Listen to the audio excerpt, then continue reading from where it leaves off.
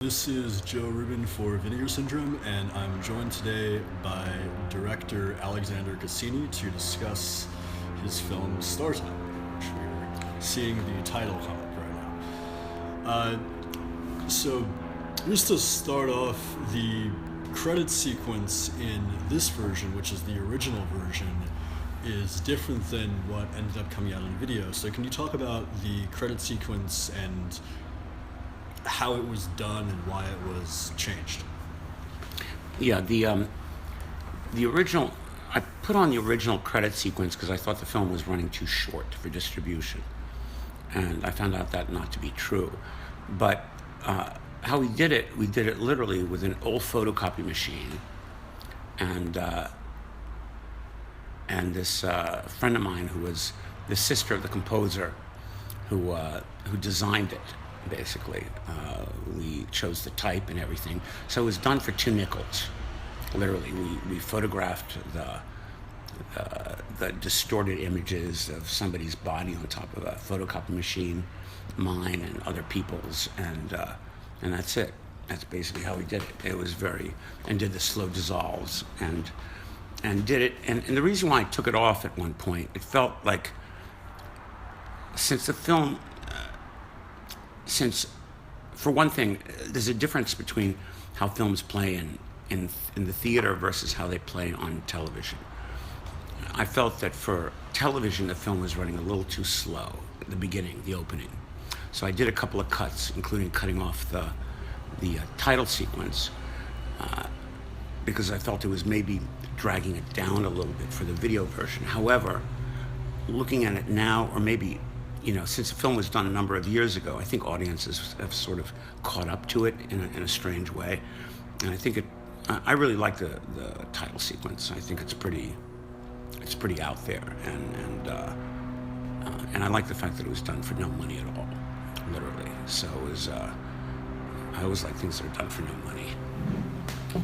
So the film has a lot of scenes like these of the multiple TVs, and the entire movie has, to me, a very David Lynch-esque quality. So where did the visual design of scenes like this come from? Well, once again, the whole wall of TVs and intercutting with TVs was, that was all done in-house, or I didn't pay somebody to do it. We did it ourselves. Since we didn't have the budget to design an extravagant thing, and it was kind of complicated to do. But Coppola has this famous triangle in his editing room, where on each side of the triangle there's fast, cheap, and good, and underneath it says pick any two. Like if you want it cheap and good, it's not going to be fast. It's going to take some time. If you want it cheap and fast, it's going to suck. If you want it expensive and fast, you can do it, but that's a different story if you have the wherewithal. The ideas of it came really from the piece itself. There was one film, though, I saw numerous times before I made Star Time, which was a big influence on the visual style, and that was Jane Campion's film Sweetie. I don't think too many people are familiar with it. It's her very first film. And she said when it played at Cannes, all she could hear was the sound of seats snapping closed as people were leaving the theater in the middle of the film, because I guess it wasn't very popular. But she had a very specific style that I really thought was exceptional. In every shot, there was a floral pattern of some kind, and also the type of lenses she used. I was just really impressed with that film, and it had a consistency that I tried to emulate, even though this was a much different story, and had a more kind of an inner narrative rather than, you're not looking at it with, put it this way, I did this with wide-angle lenses, very wide-angled, and I shot almost the opposite of how most films are shot, where if the person is looking right, I have the right side of the frame compressed, and the space is on the other side of his head rather than looking at it the other way around. I don't know if that really explains it very clearly. But I tried to give the impression of the inner world as much as possible, since this is really an inner journey rather than an objective. Like I was asked to do a TV show once that was called, quote, a long lens show. And it made sense for that show because we're looking at it from the outside. It was like we were looking at it as if it was a news documentary. This is the opposite of that. This is like wine-angled inside the guy's brain, basically. David Lynch is early. I thought, I love David Lynch. A couple of times, a couple of reviewers said it had a Lynchian, that I was a master of the Lynchian macabre or something like that. Look, Lynch is a great director and a terrific person. So, it's an honor to be put in that category in any way. I think actually there was another film that was a big influence, and that was Godard's Alphaville, and which was very much a science fiction movie, a futuristic science fiction movie using all natural locations, not building science fiction sets or anything like that, using the environments around Paris and the buildings and the architecture. And I tried to do something very similar in this film to give kind of the post-industrial age of the way the architecture is used and the way you don't see other characters even walking in the film. You don't see, the only time you see a crowd is in a more surreal version of that vision of a crowd. So it's not set in the real world. The entire film has a very nightmarish quality in terms of the disorientation of time and the literal sort of, I guess, dream fantasy sequences. But it also feels to me very LA. Like it definitely makes the viewer aware that it's set in LA if the viewer knows LA. Yeah, no, very, very much so. And I tried to emphasize that very much so, because you go to other cities. Most cities you see them as from the industrial age. You see their architecture and their construction. LA is one of the few modernist cities that, it's not one of the few, there are others as well, but that really exists in a post-television age where everybody's home is their manifest destiny, where they have their house, they can do anything they want in their house. There's no set designs that people have to prescribe to, that you can paint your house pink or purple or have dragons come out of the gutters. You can do anything you want here. So I wanted to give as much of the feeling of LA as possible, that this is, these are mostly low level, except for this building in particular, a lot of low-laying, suburban, it's like a city of suburban, it's like a suburban city. Where was this building? This was in Long Beach, actually. It was this particular building. Actually, the building was shot. The exterior of the building was in Long Beach. The top of this building, I shot it in an old age home, actually, where the people were nice enough to let me shoot it. And that was in Hollywood.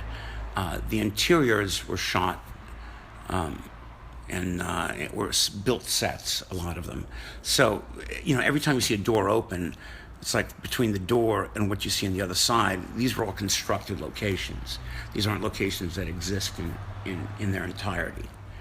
They don't exist.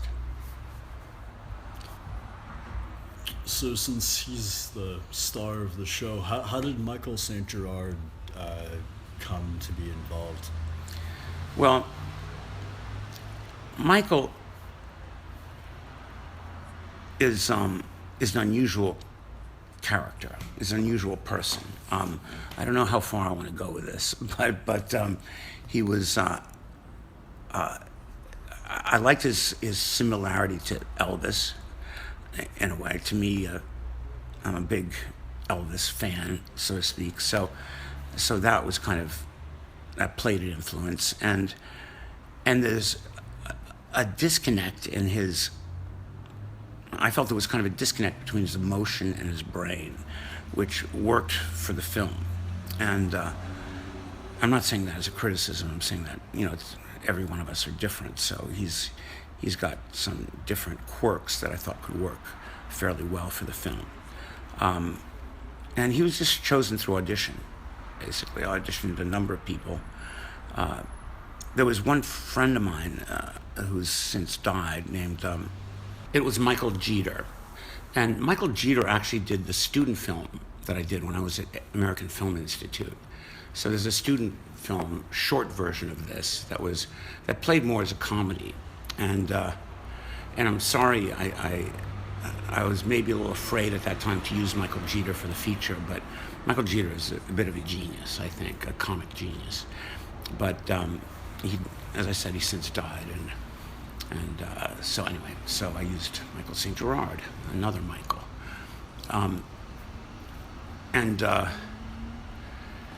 Yeah, there were a lot of people I auditioned for this part.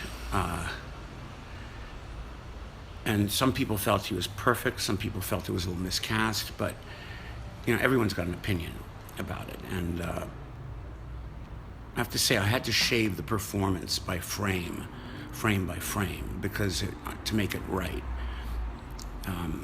But it was a tough shoot. It was a tough shoot for him and for everyone, I think, because it's 3 characters. That's all you see in the whole film. This shot, for instance, we stole it. We jumped out of the vans really quick, set up the lights, and shot it before the cops could come to stop us.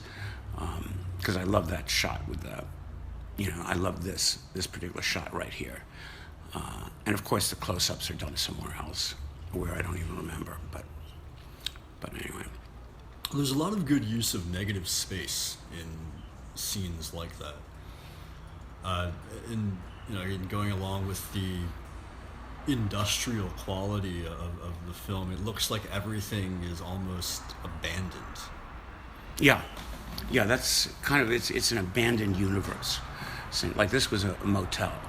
It's an abandoned motel that we trashed a bit. And those motels, I find, are very indicative of Los Angeles in a way. You find them all over in every of the individual cities. And it's sort of like, from Santa Monica to Culver City to Burbank, you see all those little kind of low-lying motels, And, and this is an abandoned universe. There's no one in it but him and his mind and his fantasies.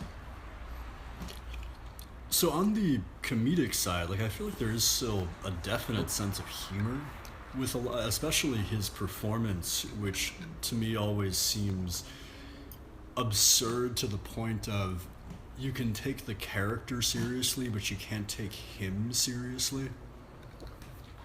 That's actually really well put. I don't think I could have put it that well.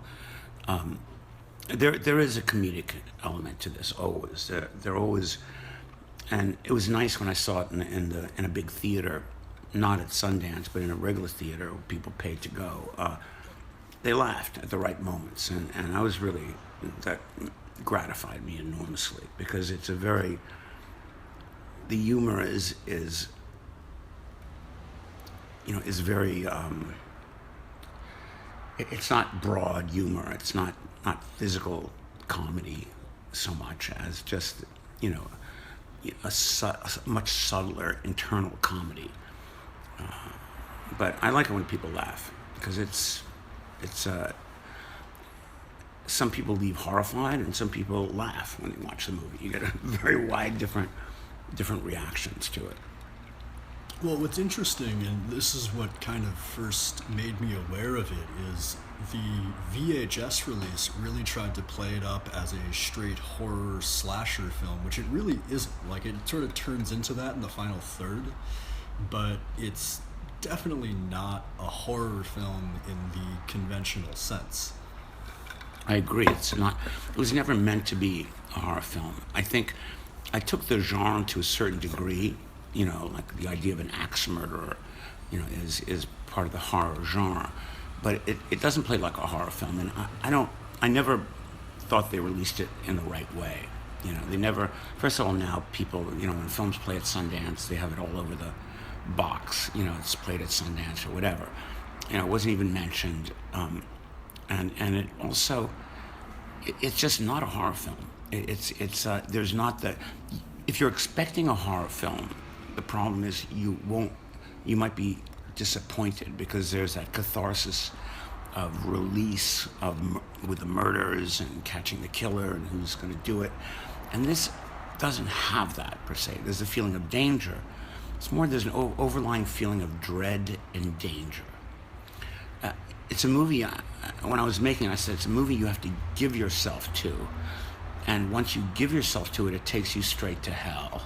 So you have to commit to it to a degree. And and it was never meant to be a horror film. It was meant to play on the genre, but never be the genre itself. So the release of it like that wasn't quite right. It is sort of pleasantly gory at the end, which kind Yep. of comes unexpectedly as well, because there's the very classic horror scene of all of the bodies around. By the way, I just want to interrupt one thing. This is a John Lautner house. He's a very famous architect. And I think I was the first film to shoot in that house. It was incredibly difficult to shoot because of all the glass and the reflections, but it was an incredible space. The space itself had a feeling of dread, frankly, and maybe the irony is the man who lives in this incredibly beautiful, expensive, exotic house, he makes his money with trailer parks. So I always thought that was like a perfect capitalist irony to the whole piece. But it's but I'm sorry to interrupt. I just wanted to bring that up. Well, I was jumping ahead. No, that's Like, okay. I was in looking at, and this is obviously not a color-corrected or restored version, Yeah. but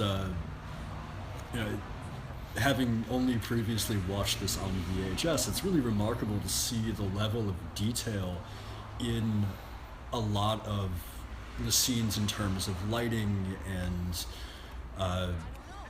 just the production design. But when I was flipping through this earlier, I got to the sort of big gore reveal at the end, and I was really pleased with how good like the throat slashing prosthetics were and things like that. Which, in the VHS is sort of like a muddy mess because it's video transfer. But what was the audience reaction in general to the film? Like, how did, at the time of its theatrical and home video release, like what was the impression that you got from people watching it? Well, I think it really was across the board. I think there was, the best way I can say it is by the different critics in a way, and people and critics are not the same necessarily. There was one critic that gave it, there were two critics actually that gave it really, really very favorable reviews and were really smart about it.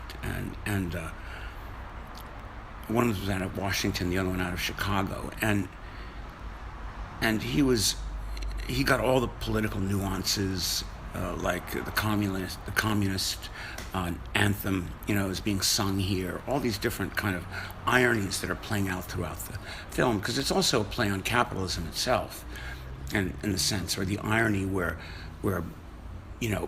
brutal murder actually generates money. Yeah, and it does generate money. It generates news. It generates interest. People will pick up the newspaper.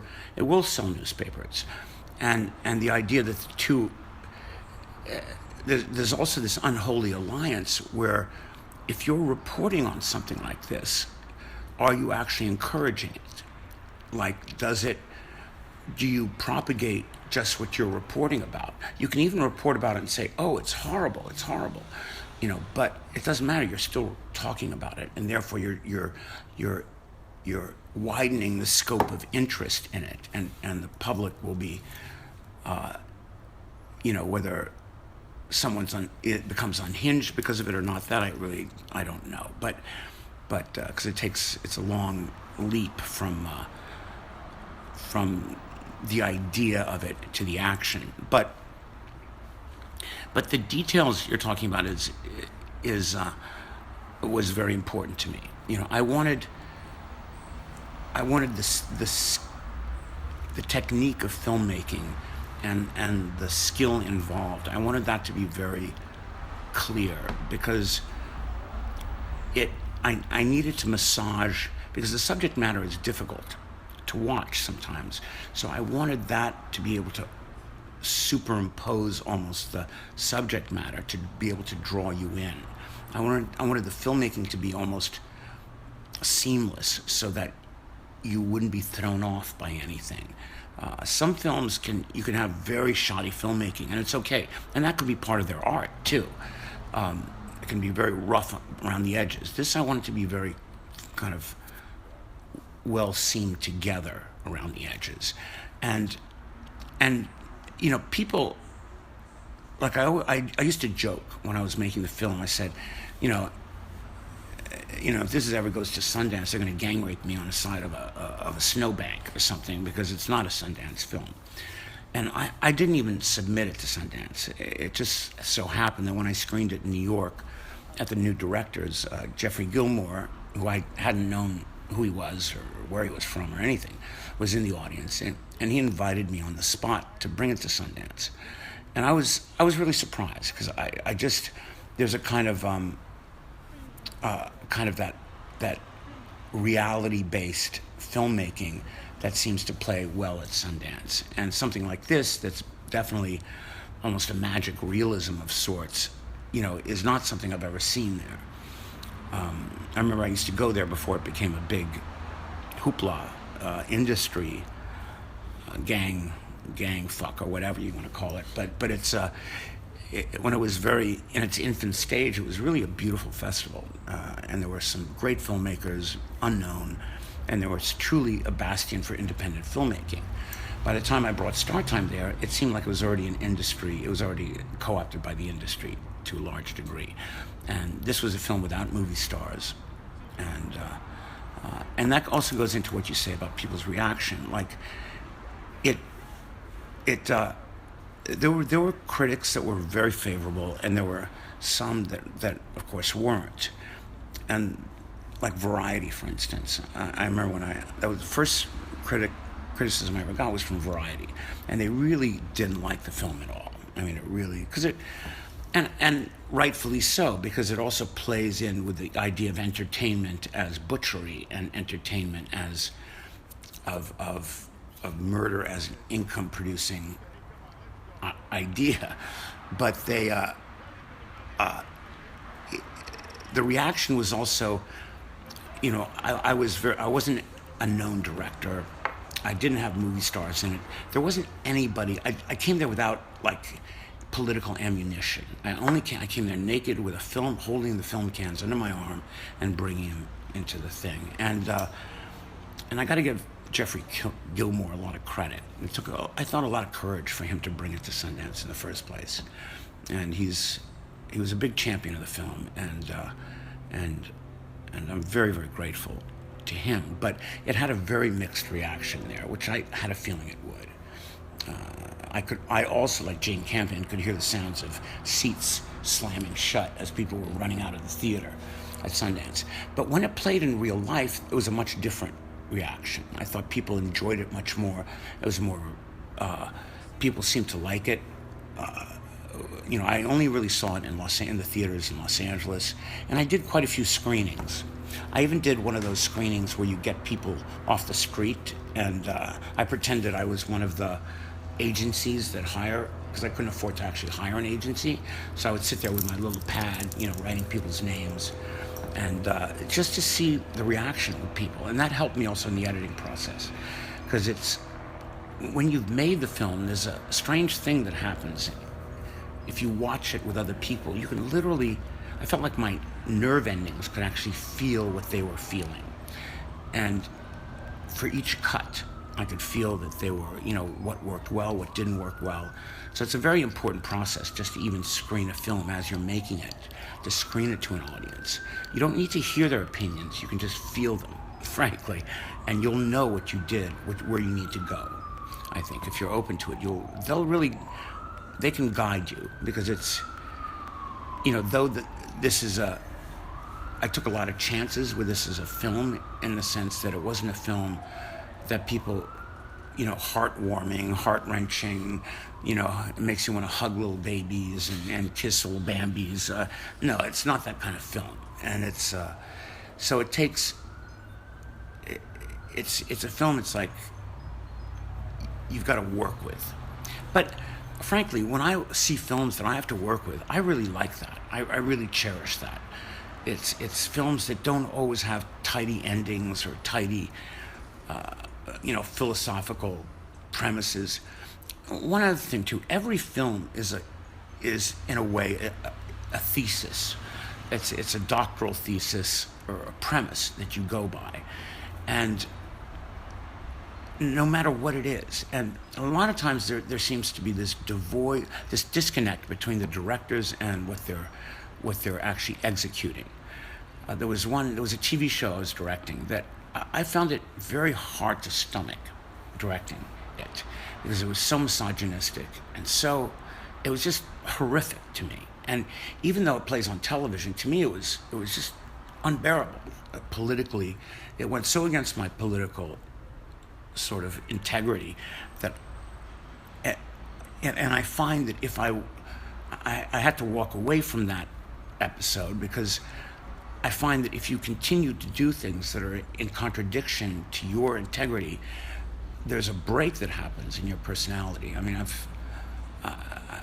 and I think you start to become numb to things. And I've seen that happen to friends of mine who work in the business, who seem to be working against the grain of who they are, and eventually they become like non-people. There's like a void of personality there. And I found chemically I can't do that. I can't really go radically against what I see. Unfortunately or fortunately, what I see is somewhat anarchic to some people. I did a symposium. I was part of a symposium on violence in film. It was me in a dirty T-shirt and and all these, some were political personalities, other were reporting personalities, and me. It was kind of an interesting mix, but I wasn't, quote, against violence or for violence. I think it's important that you can do what you want. I'm definitely a believer that you need to have that room to move, but it was interesting being in a symposium where people were dead against violence in film and other people that were totally for it. It was interesting where their political, premises came from. Well, this is a very sort of literally political scene where it's a montage of photographs of killers and killings and basically presented on television as entertainment. And a lot of strippers. Yes. But all of that sort of juxtaposed together, it's sex and violence. Exactly. Two things that people want to watch. And going back to something that you were mentioning earlier, I was regarding how the media, even if it's not trying to promote violence or brutality or killings or whatever, is still making money off of it. It reminds me of a phrase that I really love, which is exploiting what you condemn. And the concept being that even if it's wrapped up in this is bad, we shouldn't do this is a shameful thing, this is an evil thing, ultimately people want to watch that stuff. That's what's going to get ratings, that's what's going to sell papers, that's what's going to get people to turn on the news. And certainly in terms of film and television, the more sex and violence you have, the more of an audience you're likely to get. I absolutely, and it's an unanswerable dilemma, I think. I mean, I don't have any easy answers. I find as I'm getting older, I have less and less answers to things, and I find the most important thing is to ask the right question. The answers will find themselves, but the questions are what's hard to find, and that's a very good question. How can you let me backtrack. Platoon is a good example. I think Platoon's a great movie. I have no problems about that. It's a great movie. But at the end of Platoon, there's this anti-war message that goes across the screen. That this is really a movie, that war is bad or whatever the hell it's saying. But something that was so diametrically opposed to the attraction of the film, because it's basically a coming-of-age film in blood and war. It's like he was talking about his experience as a young man, and he came of age during Vietnam, in the killing fields of Vietnam. So you can't say there's an anti-war message. To put an anti-war message at the end of that film is disingenuous, and I see that all the time. It's like saying pornography is bad and showing scenes of people fucking, and everybody's, in the theater with an erection or whatever they're doing. But it's like, you can't have, the only thing that bothers me about that is when there's that disingenuous schizophrenia between what it's doing and what it's pretending to do. And I wanted this film to be, the fact that it pulls you back from the catharsis of the murder is part of its charm, so to speak, that it holds you back from the actual cum shot, so to speak. I don't know if you can say things like that. That's true, though, because there's always a similar, like, people who are watching sex films, hardcore, the cum shot, the money shot, literally by the term money shot, that was what people were paying to see. And in horror movies and slashers, especially in the 80s and 90s, people wanted to see them because they were hoping to see some really grisly, over-the-top, bloody murder. Absolutely. Yeah, that's absolutely. And this is what is kind of playing against that expectation, which I have a tendency to believe that my audience is smart. It doesn't matter if you're educated or not. Education has very little to do with intelligence. Some of the most intelligent people I've ever met are literally illiterate. But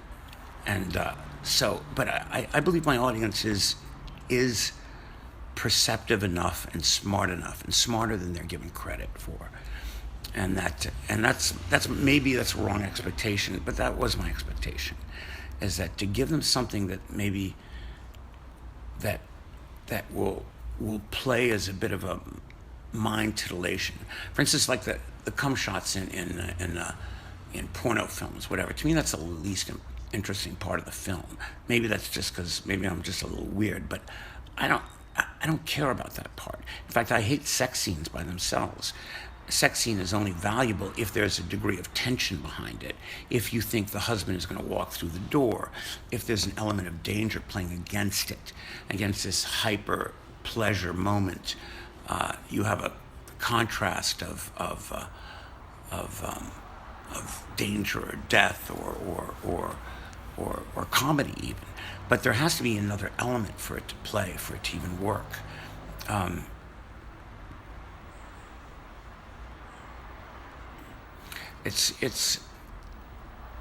I also wanted to experiment with film language a bit, and to see what every film in a way is an experiment, at least to me it is, and to kind of experiment with how you see things and how an audience sees things.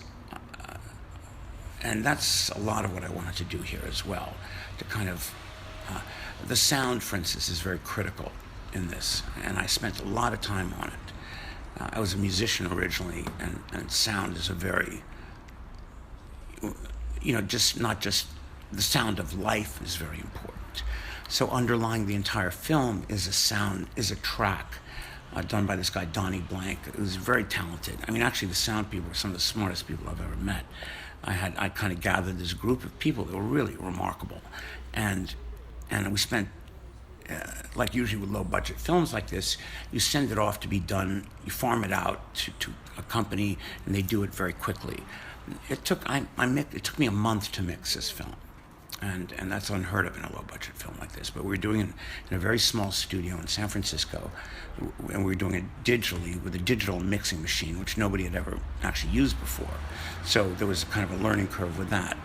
But it was, but we took our time with it because it's sound, the subliminal effect of sound is so critical to how an audience reacts also. And that's what I also wanted to experiment with. And for instance, like Silence of the Lambs has an incredible soundtrack. And I'm not talking about the music, I'm talking about the underlying sound that underlies the life of the whole film is extraordinary. It's done by these guys in New York who are really gifted. And he was a great director. I think it was who did the Silence of the Lambs. You remember Jonathan Demme? Yeah, it was Jonathan Demme. You know, it was who I know gave them the room to be able to create that. The guys from Sound One in New York. So, in fact, I would have loved to have worked with them, but I couldn't come near their budget or what they needed. So we did it ourselves. Was it done in American Zoetrope? Pardon? Was it done in American Zoetrope? Or? No, at American Zoetrope, I screened it a couple of times. It's Saul Zantz's thing. Are you talking about what it was? No, Coppola's. Coppola's. No, I never did anything there. I know I used to go to Saul Zantz's studio in San Francisco to screen the film, but I never actually did any of the work there.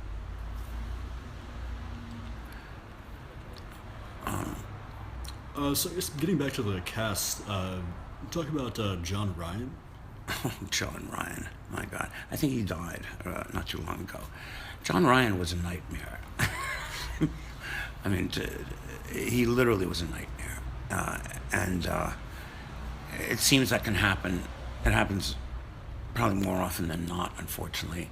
You know, the minute you have a little bit of footage on somebody, they have a tendency to take the film hostage.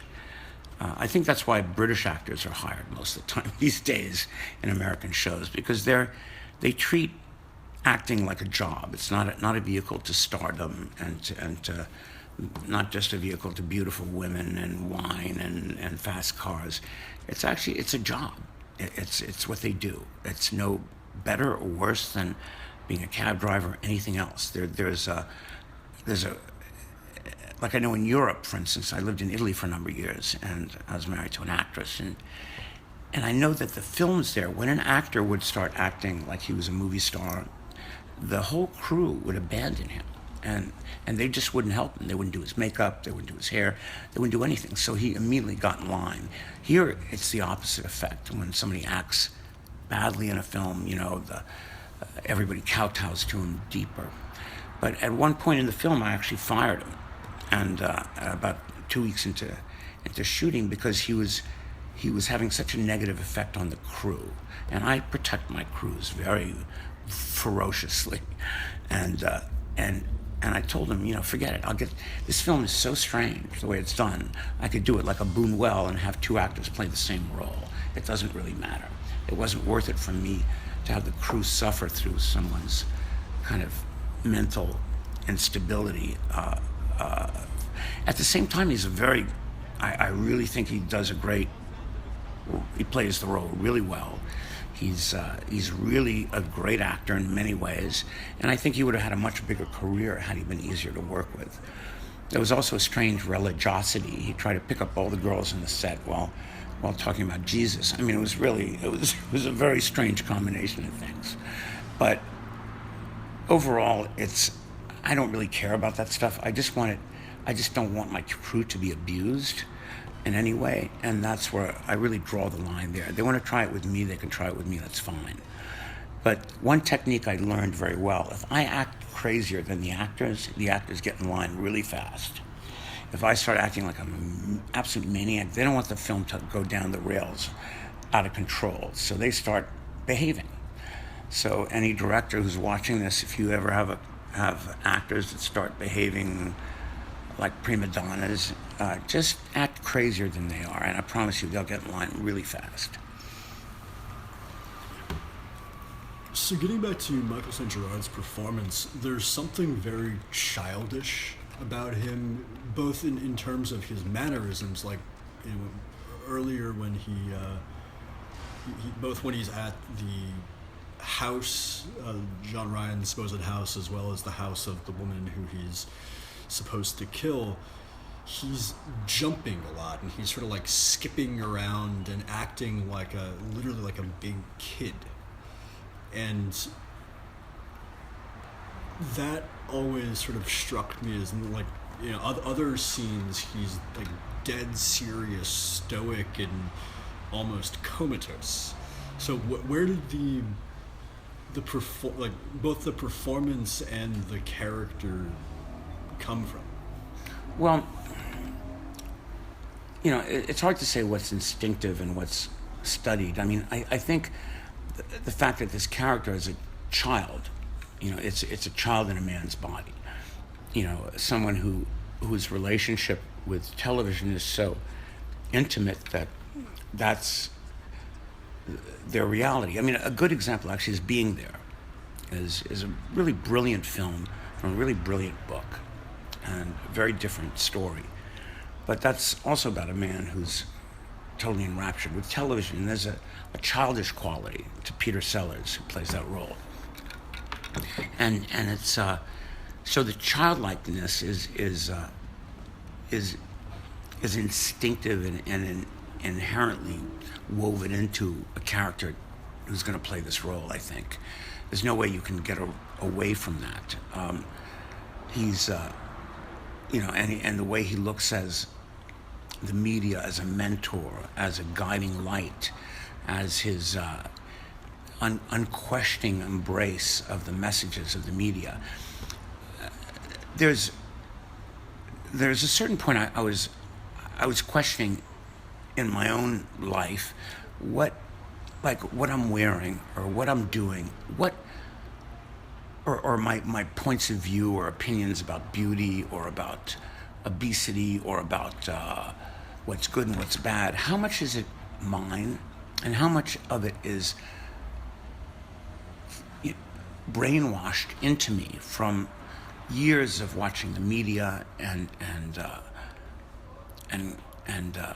education. Like my daughter, when she went to high school, I really regret I ever sent her to high school. I never went to high school myself, but because high school seems like a place where you're taught to stand in line. I don't want to send all the kids, you know, out of school into revolution, but actually maybe that's not such a bad thing to do. But it's there's so much indoctrination that's going on, and there's so much indoctrination in the media. This friend of mine was talking about his girlfriend who watches 4 hours of television a day. Now, if you watch 4 hours of television a day, you're going to be really, your opinions might not be your own opinions anymore, because you've literally been subject to so much brainwashing that it's and most of that is built around purchasing power too, what you're going to buy.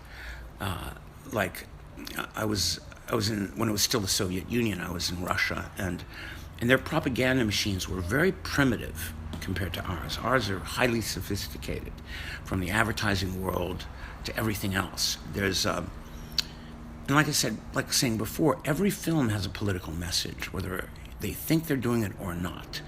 I remember there was this pretty great director. He was a director who did The Graduate and other things. He was doing a play in New York, and he said it wasn't a political play. But of course it was political. It was highly political. I don't believe for a minute he meant what he said. He was just lying, basically, because there's this fashion that nothing, you know, we don't touch politics. Everything's political. Everything you do with your girlfriend or your boyfriend, that's political. I always say that people who, you know, someone's real politics are in the bedroom, basically. You can say whatever you want, but what you do, and what you do in your most intimate relationships, really reflects your politics. You know, how you treat another person, how you, how either dominating you are or sensitive you are, all that is political. I guess I come from a belief that every action is ultimately a political act. Therefore, every film you make, of course, is going to have political ramifications. For instance, there's like, you know, I directed Law and Order. I call it Special Venereal Unit or Special Victims Unit, and like the Law and Orders are very much about law and order. They give a fantasy about how the justice system should work, and if it worked like that, it would be maybe okay. But there's many other shows that show the police as a being brutalized by a justice system that's much too liberal and giving too much leeway to the prisoners and all that kind of stuff, which is really, if you're making that kind of film, you're promoting a politic that should be devoid of the Miranda laws, for instance, where you're given your rights before as you're arrested, and all that kind of stuff. Where basically it's maybe lock them up and throw away the key philosophy. And if that's a film you're making, you're promoting that idea.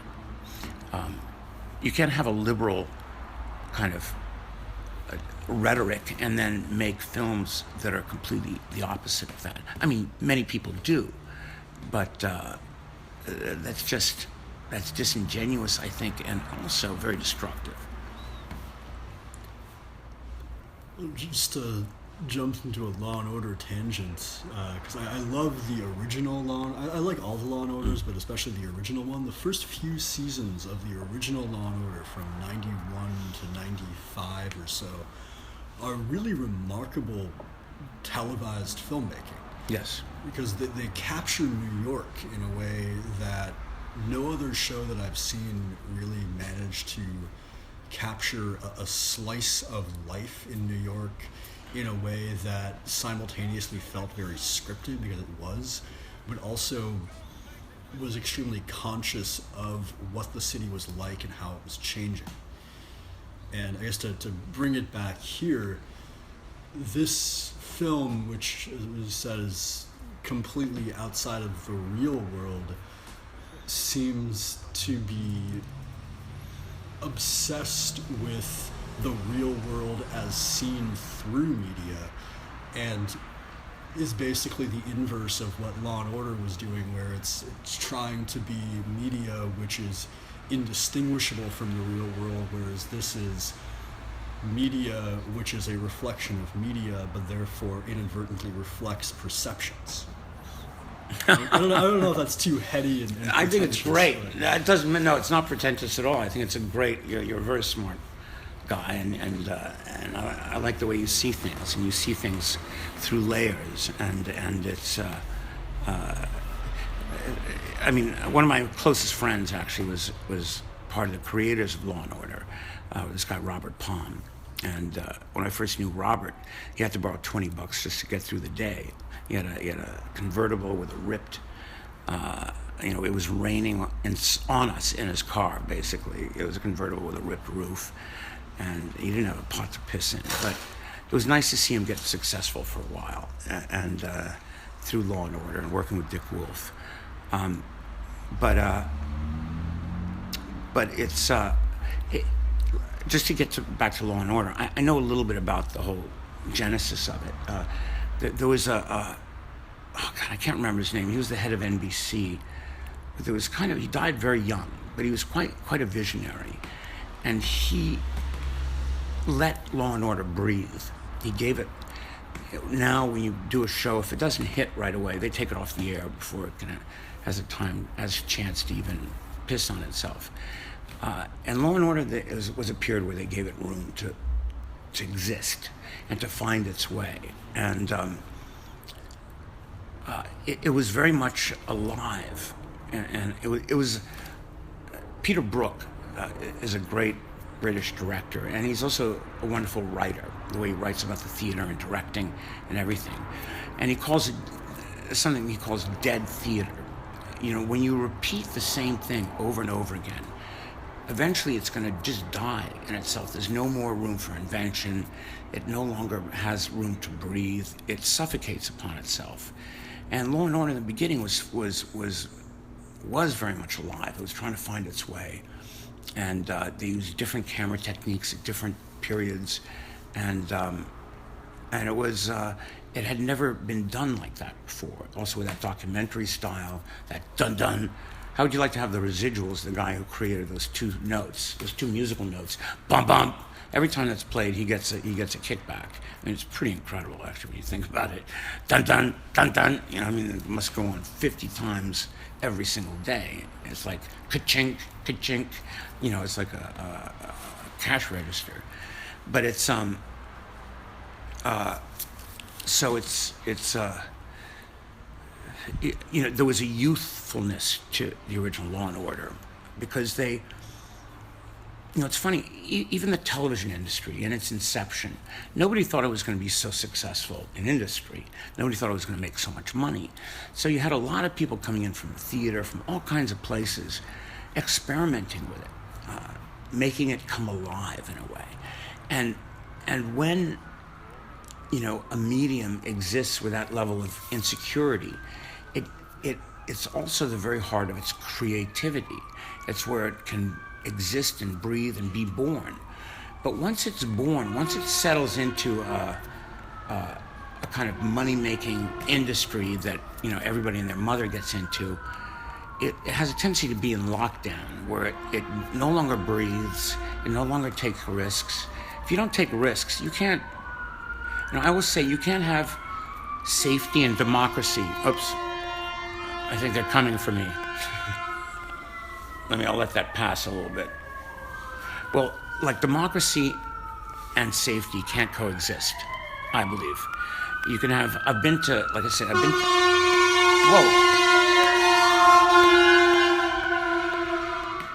I didn't do it, I swear I didn't do it. Anyway, they finally gotten by. But I've been to states, I've been to fascist states and communist states where they were very safe. And I've been to places that were not very safe, where democracy reigned, and freedom takes responsibility. Not everybody wants that responsibility. Some people would rather be safe and coddled in a way, which a dictatorship does that. But that's why when people, during the elections, when people saying, I want to keep you safe, when they say that, the hair on my neck just stands up. It's like, I don't want to be kept safe. I don't want a government that keeps me safe. I want a government that protects me from the actual government, is what I want. Safe from the government, which is where the right to bear arms even comes from. It's not to go hunting. It's to protect yourself from the government, which is something that's never spoken about. But not to go on that tangent, but it's like, everybody should have an axe. Like Henry Pinkle. Just joking about that. But it's, the casting was, by the way, the woman playing the role was my wife at the time. And it's funny, because I made her audition. I was very cruel that way, but I had her audition several times. Nobody knew it was my wife. But I wanted to make sure that she could really play the role. She was in Fame. She had some success in the original film version of Fame. And I know she was offered a TV show, but she turned it down. And she had, when she was younger, she had a successful career. And she's a very good actress, very serious, I gotta say. And she was a real pleasure to work with, despite her being my wife. She was really kind of for whatever reason, she was the best behaved actor and the most disciplined on the set. And it was a pleasure to work with her. We've also worked together on other things, on plays and stuff like that. But that, by the way, was my office where we shot that. And we shot that after we had shot the film. I realized I needed these scenes to bridge between certain moments. I needed these scenes between Henry and his therapist, mentor, to make it work a little better. And here he's acting very childish, like as you described, which is, I think, key to the character. He's it also gives you a little room for humor. So, what was the shooting schedule on this? How long did it take to actually shoot? Well, I don't know, to tell you the truth. I think I had 3 weeks, and then I went back and did some reshoots. Unfortunately, my cinematographer had to leave early because I started later than anticipated. So I had, I think, about 4 or 5 cinematographers to shoot who shot this film. Even Janusz Kaminski, who now works with Spielberg, exclusively. He also shot part of this film. He was a friend of mine. He was working for Corman at the time, Roger Corman, who I also worked for. But so there were a bunch of them were from AFI, the American Film Institute, where I went to school. Also, I seem to get a lot of them out of there. I'm not sure why, but maybe because they have good cinematographers and they were available. There was those two criteria. They had to be available, besides being good. So the entire shooting schedule could have been like 5 weeks, maybe. I'm not really sure, because, like I said, we finished the shoot. We did a cut, then we went back and we did some additional shooting. Part of it was just to finish the film, but also I realized that there were certain things that it needed, that when you're reading the script, I mean, there are all these courses on screenwriting, and they're all about structure and all this stuff. Don't pay attention to them if you're a budding filmmaker or anything. It's best if you don't listen to a lot of that stuff, because structure is something people love to teach because it's the only thing they can teach. But in a way, it's the least important part of the process. And that's what I mean by creating a dead theater. It's like if you hammer in those ideas of this is the structure of the film, then every film is that same structure. And pretty soon, who the hell's going to want to? I wouldn't want to watch something that has the identical structure to every other thing. I like it when the characters create their own structure and when the film itself creates its own structure. You know, on page 25, you have to have this plot point that happens. No, it's not really true. You can have that plot. Every scene has a plot point, and as you edit the film, because that's the last part of rewriting anyway, is in the post-production, in the editing, you'll find out what works as you go. But it's got to be with feel. It's got to be how you feel it, not just a superimposed ideology. Anyway, that's how I think of it. So switching gears, can you talk a bit about your backgrounds and, like you worked with and were around so many interesting people early in your life. Yeah, there were some, I knew Bertolucci, I knew Antonioni. Antonioni, who, is an incredible man and an incredible artist. And I was lucky. You're right. There was a lot of people I was around. I was offered my first film by Andy Warhol, actually. I was 14. I hung out at the Warhol factory a lot. That was my kind of home away from home, because I didn't really live at home anymore. And he offered me my first film. He offered me to write and direct a film. And at 14, I really didn't know what the hell he was talking about. Some people are very precocious nowadays and everything, but I was sort of very sheltered for a while. I was like sheltered, then all of a sudden there was nothing in my way, no more barriers in my way for anything. And I wish to God I had taken him up on his offer and written a film and acted in it with him. His main director, this guy Paul Morrissey, who did some of the really great films that came from Warhol, always said I chose the wrong end of the camera, and that I should have been an actor. And I'm the only person I know who comes from a family that wanted me to be an actor. Most families dread the idea of their child becoming an actor. My family wanted me to be that. And like most rebellious, or I was hyper-rebellious anyway, not only would I not become an actor, I became a jazz musician, which is like really not very popular among my family. But that's what I loved to do for a long time.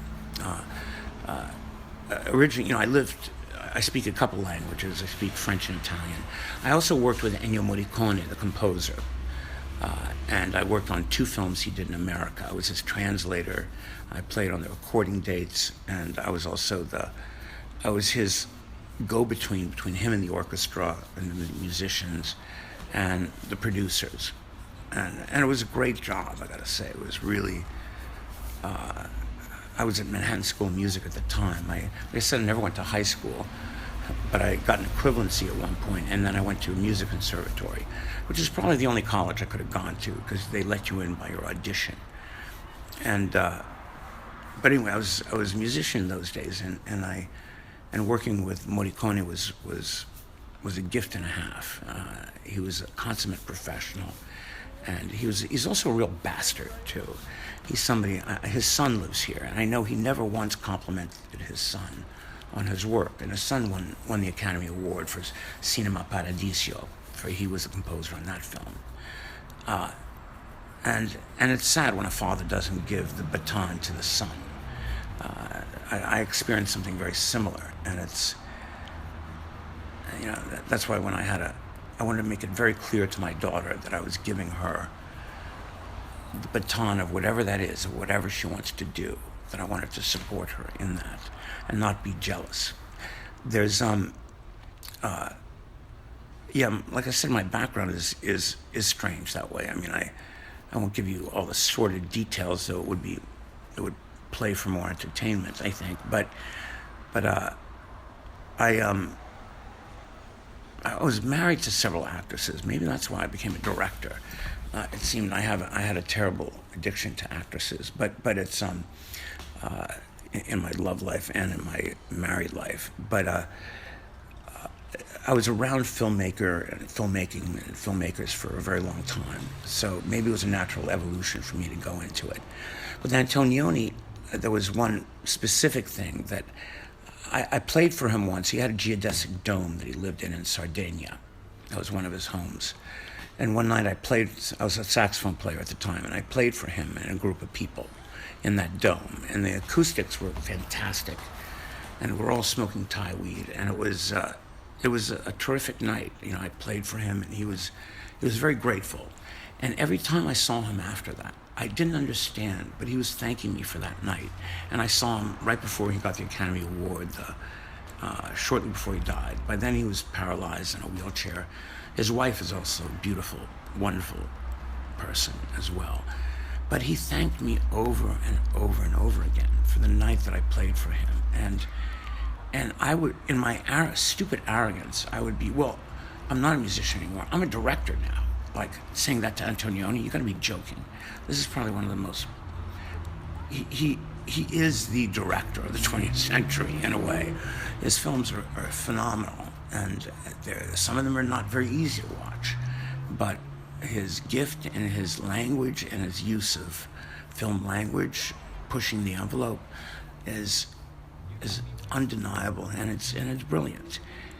His integrity was extraordinary, and I remember once he was with there's a Guru Mai. She inherited like this one Indian guru kind of group. Muktananda was the original one, and then this beautiful woman became this Indian woman was the next kind of guru of that movement. And they were speaking, I was told not too long ago, and he told her, you're very much like me. You teach about nothing, and I make films about nothing. And I thought that was quite a brilliant thing. And in a way, his films are about nothing, and that's what makes them so much more undescribable and brilliant. But the fact that he thanked me he was dead for many years before I understood that he was actually thanking me for that night. And anyway, it's just it's a big thing for me. I know it's a small story, but it was his gratitude was meant to everything. And as far as other directors I've known, I know Gordon Willis, the cinematographer. Many of them have died since then. I remember I met Fellini once in Italy. I keep telling my daughter, you met Fellini. She didn't know who the hell I'm talking about. But it was, there's been some great people I had the opportunity to watch a little bit and admire. Is this the end of the film? No, it's not quite. About 15 minutes left. Okay, I can talk more about that, some of those things too. There's some of the background. I think there was a point where, like I said, I was a jazz musician for many years, and I went to Manhattan School of Music, and I played with a lot of different people. I was I never had my own band. I mean, well, that's not true. When I was in Rome, when I was 16, in Rome, I played in more of a rock band. And I remember at Piazza Navona, we played to raise money for the Italian Communist Party. Which I could go on and on about the Italian Communist Party, but I don't know if this is the medium for that. But it was back a long time ago. It was back in the 60s. And Italy was a terrific place then. And now it's it's unfortunate what's happened to it, but there was an incredible, the post-war Italian filmmaking was extraordinary. The amount of people that came out of there that were really extraordinary. I'm not sure why it died. It's like it suffocated in the vine. Like all these countries that had their indigenous sort of filmmakers and filmmaking that was such a vital part of their culture I don't know if they got swallowed by Hollywood. I really don't know what happened, but very little of that, nothing of that level comes out of there anymore. And why that is, I don't know. Oh, film, I mean, the entire world, at least the Western world, has lost a lot of cultural distinctions from country to country just because of the internet. And in terms of film, budgets going up have meant that you need to have more international distribution, and therefore you need to pander to a more international market, have things that are less distinctive to the culture in which the work is made, and the whole concept in the 50s through the 80s of American stars or British actors going to Italy or other European countries and sort of slumming it, making these genre films that were in many cases really great movies made by directors who had so many more interesting things to say than their mainstream American counterparts. That's kind of gone. Like now, obviously there's a certain level of subjectivity here and taste, but American actors making a prestigious European film, there's no real comparative of going off to the far-flung locations of the way far away from us world and making these weird little movies, because there's really no industry for weird little movies. Yeah, you're absolutely correct, and I think that advice I give to young filmmakers: if they're not from here, don't come here. It's like wherever you're from, stay there and make your first movies there, because there's a strangulation that happens here, which is you're demanded from your very first film to be very successful. And that's not usually the way it happens. It happens once in a while for some people. And, we have many directors that it happened to. David Lynch is one. You have Spike Lee. You have, a number of directors. Their first films, right out of the gate, they were great films. But usually the case is your first films are going to be kind of crappy. And that's okay. I also tell people the degree of your success can be measured by the amount of shame you will feel by your film, in the sense that no matter what, even if your film is as brilliant as you may think it is, you will feel embarrassed and somewhat ashamed about the end result, because it's inevitable to make a film and not, I guess if you're out of your mind and a megalomaniac, I guess it's different, but it's inevitable to make a film and not see a degree of failure, because what's in your mind, the perfection of the idea that's in your mind and what you execute, there will always be a gulf between those two ideas. Carrière, the French screenwriter, the brilliant screenwriter, said that, it wasn't him. It was actually when he was working with Buñuel. Buñuel said, that he loves the blank page because the blank page is perfection. Everything after that is a failure. He never went to see his finished films in theaters, Buñuel. And I have to say, Buñuel was very much my spirit guide when I was making this film. I felt that he had given me permission to make this. Why, I can't really say, but he was as you spoke earlier about humor, there's always a humor in Buñuel films, no matter how dark the subject matter. And he was very much my spirit guide in making this and taking the kind of risks I took. But what's happening in the rest of the world is a lot of it's the economics, there used to be, in Australia, for instance, there used to be a tremendous amount of economic support for the budding film industry. For instance, there were tax breaks given to people who invested in the film, and in other countries there were other systems. There were government kind of workshops or labs for the young filmmakers to try out ideas to make films with, and one of the difficulties in America also is that what I found is that the budgets are getting higher, but there's also an element where the budgets seem to be staying the same or getting lower, and you're demanded to execute the impossibility. Like I shot a film in Romania. It was an American film. It was actually a kids movie. Why they would hire me to do a kids movie is something else entirely. But the parents of the kids playing the movie were actually terrific, because every other word out of my mouth was fuck, and they didn't seem to mind, and the kids had a great time. But it was the budget was ludicrous. When I found out what the real budget was versus what the stated budget, and of course, as a director, I'm going to make it work no matter what. Whether they give me $5,000 or $5 million, I'm going to find a way to make it work, because that's just what I do. And that's what I love to do. So it's, once they put $5 on my table to make a film, I'm going to move with it. I'm going to start doing it. But like I said, I don't know why. Like, for instance, Sergio Leone is a good example of what you described. You had Clint Eastwood. I don't know if he had worked that much in this country, in America, before he worked with Clint Eastwood. I don't know if he had that TV show. There was one TV show I know he was in for a while.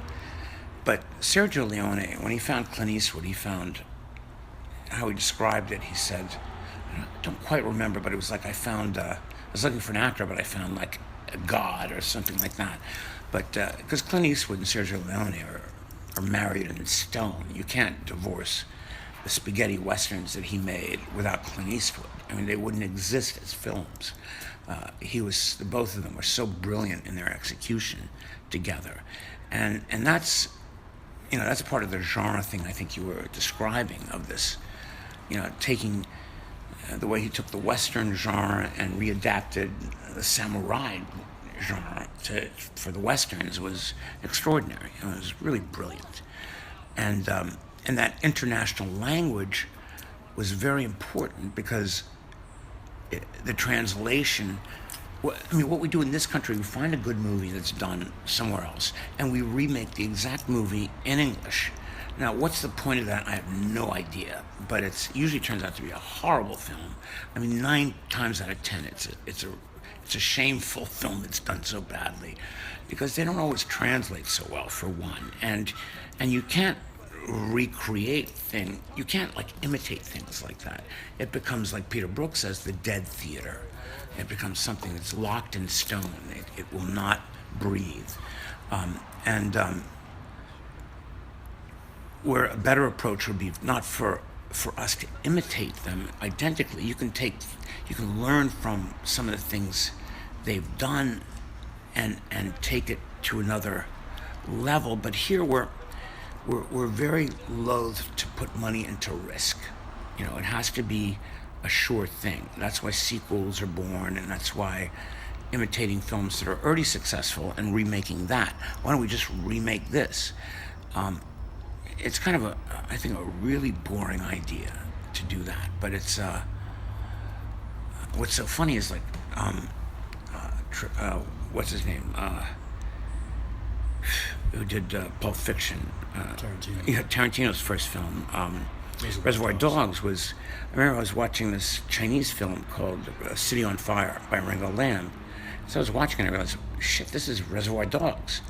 I mean, it was what he doesn't take away from Tarantino. What he did is he took that story, that idea. He took literally the scene compositions right out of that film, and readapted it to an American film in a really smart way. So that was like a really good example of taking something that was kind of a mess. The Chinese film was a bit of a mess, and making it to an American film was really pretty brilliant what he did. But I was shocked because I never heard of City on Fire before. I had no idea he had done this. And when I found out about it, I heard that Ringo Lam was actually very flattered by that. There weren't lawsuits about copyright or anything. There used to be a tradition, especially in music, where composers would take pieces of other composers and play them into their own pieces. And it was a way of playing homage rather than calling it like a theft or plagiarism. It was an homage. So here we have Henry in his final moments there. I'm on TV. I'm on TV. I love when he says I'm on TV. Where did the name Henry Pinkle come from? Oh God, I don't remember. It's just such a funny name. I really don't know. There was nothing in particular. I think Henry and Pinkle, and they all kind of came together. I really don't know. I have a strange belief in things sometimes that things exist in the ether in a way, and especially even as a director, I believe sometimes there's a perfect way to shoot a scene. I just have to find it, that it's already there. I just have to take away all the stupid parts, and if I can take them out in time, then I can shoot it the way it was meant to be shot. But I believe there is an inherent perfection in things sometimes, and that's maybe it's a difficult way to exist because you've unfortunately burdened yourself with a perfectionism that's impossible to reach. But I don't expect to reach it. I just want to have fun just sculpting it and finding what actually is there. And there was this one critic in Chicago, and I can't remember his name offhand, but Rosenbaum, yeah, who's and I really mean to call him one of these days because he gave me a really favorable review. But he was very funny the way he wrote about the film, and he was very surprised that I could ever make such a film. That how could I have gotten away with it? That the powers that be would never allow it. And he's correct, the powers that be would never have allowed it. That it saw the light of day was really thanks to Jeffrey Gilmore to a large degree, and the distributors, and now to Joe, who's actually redistributing it. It takes guts to take a film like this and put it out into the marketplace because it's I think the people that do I always admire because I know the risk involved, because I took that risk in spades when I made the film, but he was very complimentary, and at the end at the end of the review he said, whoever this guy is, Alexander Cassini, they're never going to let him make another film, and which I think he's right in a way. Even though I've been director for hire on films, to make my own film is something else. I've decided no longer to direct for hire the way I had, except unless it's working with certain people that I really admire and that I get along with really well. But otherwise, the directing for hire actually becomes really a deadening experience. As far as directing my own things, there is always that struggle it's a struggle for everyone to execute it, but that I'm politically so subversive that they would stop me from making another film. I think he's right to a degree. I was always afraid they're going to lock me up because I'm just too fucking crazy, or my ideas are just too out for people. But and this one doctor recently told me that trying to be normal almost killed me, and it did almost kill me. You can only be who you're going to be, and luckily there seems to be an audience for the things that I do. I'm about to direct another film that I wrote, which is called Hate. And it's a very different kind of film, but it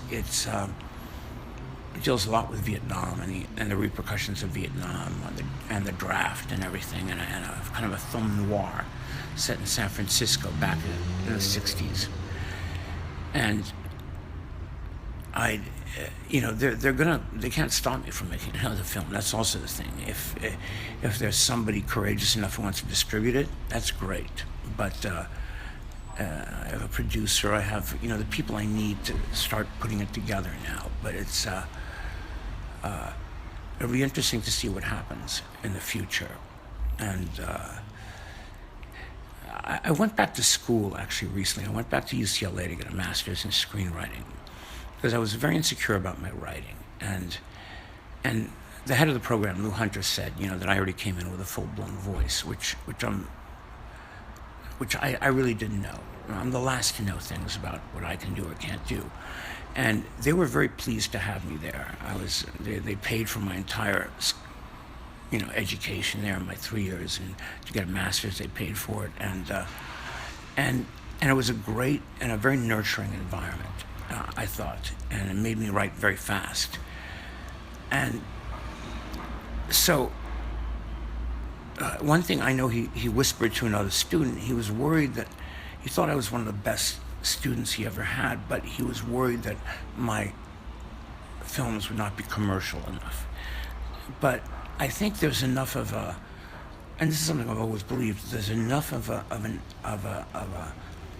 population, and there's enough people interested in things that are just off the beaten path a little bit. Not because they're trying to be off the beaten path.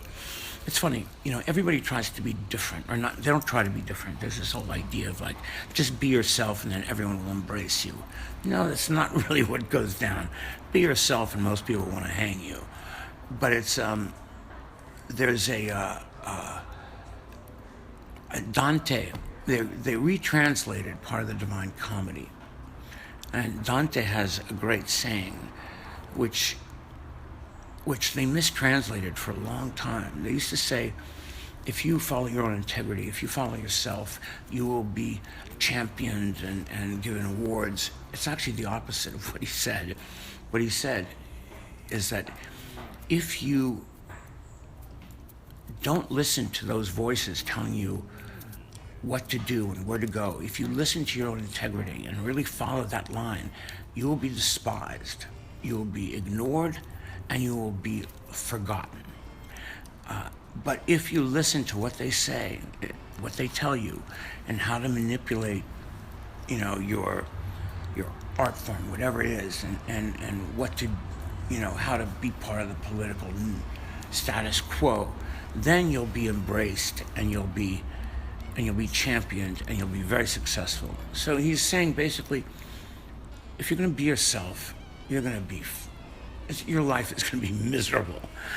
But if you aren't yourself, if you do what the status quo wants you to do, then you'll be championed and embraced. And I can see that very clearly also in the directors that the kind of choices that are made. But anyway, I think finishing with Dante is kind of a good way to go.